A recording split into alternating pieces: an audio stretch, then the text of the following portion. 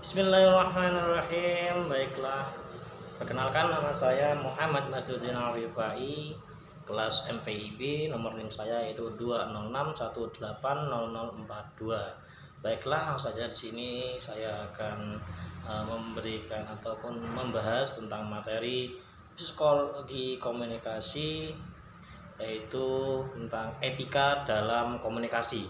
Baik, judul sini etika dalam komunikasi. Selanjutnya next yaitu tentang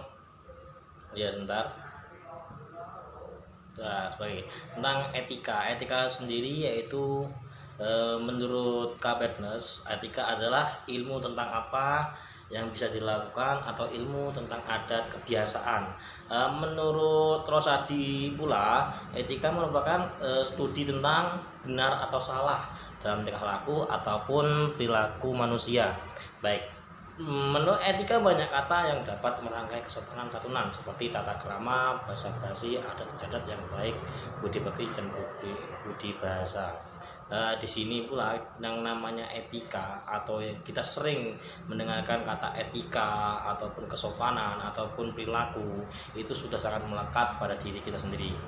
Bahkan suatu etika, kesopanan dan lain-lain itu sebagai budaya yang terkenal di luar negeri, teruntuk Indonesia itu sendiri. Baik, next. Untuk komunikasi itu sendiri, itu komunikasi itu merupakan aktivitas daya manusia, aktivitas dasar manusia dalam berkomunikasi. Manusia dapat saling berhubungan satu sama lain, baik dalam kehidupan sehari-hari maupun di suatu perkelompokan, itu seperti itu. Jadi komunikasi itu sendiri yaitu dilakukan oleh 1-2 orang ataupun lebih, bahkan bisa dilakukan oleh beberapa kelompok seperti itu.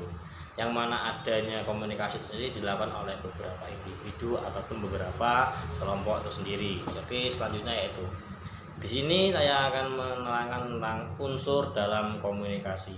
Di sini unsur-unsur terdapat beberapa. Yang pertama itu sumber, merupakan pihak yang menyampaikan. Berarti gimana sumber itu sendiri itu pihak yang menyampaikan pesan itu sendiri, apa isi pesan itu sendiri, mengungkapkan kepada orang lain. Intinya ya adanya komunikasi itu adanya seseorang yang melakukan, itu sumbernya seperti itu. Yang selanjutnya yaitu pesan, merupakan pernyataan yang disampaikan. Jadi dari sumber menyampaikan pesan yang harus dibicarakan itu apa. Yang selanjutnya itu media. Jadi media itu alat yang diperlukan dalam melakukan atau yang digunakan, biasa memakai telepon ataupun bisa memakai bahasa isyarat ataupun yang lain-lain, itu juga bisa. Media yang dilakukan seperti itu, medianya banyak ya itu ya.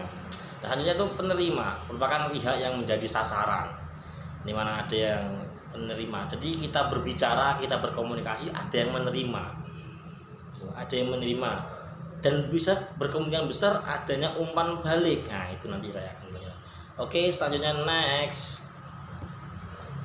Baik, selanjutnya yaitu efek dari beberapa sumber, terus pesan, terus media itu kan. Di sini juga ada efek. Perbedaan antara apa yang terjadi efek itu yaitu tanggapan dari si penerima tadi, memberi tanggapan sebelum dan sudah menerima. Terus umpan balik ya, tadi efek saya bilang kan perbedaan antara apa yang dipikirkan. Jadi kan setelah yang efek perbedaan antara apa yang dipikirkan tadi, nantinya si penerima itu akan memberikan umpan balik, atau tanggapan ya, jadi umpan balik atau tanggapan yang diberikan oleh si penerima tadi. Selanjutnya itu lingkungan, merupakan situasi dan pengaruh jalannya situasi itu.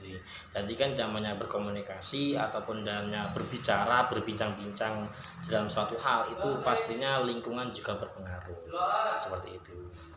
Baik, selanjutnya next. Oke, jadi di sini dimensi komunikasi. Di sini ada beberapa dimensi komunikasi yang perlu diketahui.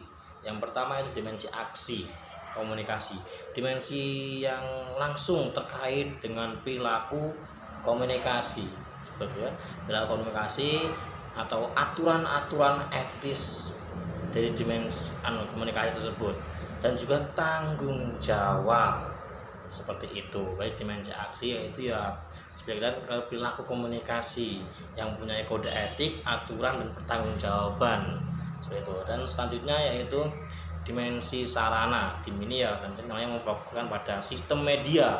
Di sini kami sistem media itu prinsip dasar pengorganisasian di sini juga perlu sangat diperhatikan. Untuknya apa? Untuk mencegah berbagai penyalahgunaan yang akan serta menimbulkan ketidakadilan. Oke, next.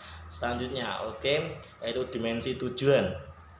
Gunanya itu apa? Untuk apa? Nah, bertujuan untuk tentang komunikasi menjaga usaha refleksi dan pengujian batas yang diterima. Jadi di mana dari beberapa tadi komunikasi akan lancar apabila semuanya itu bisa dilakukan dengan struktur dengan baik seperti itu.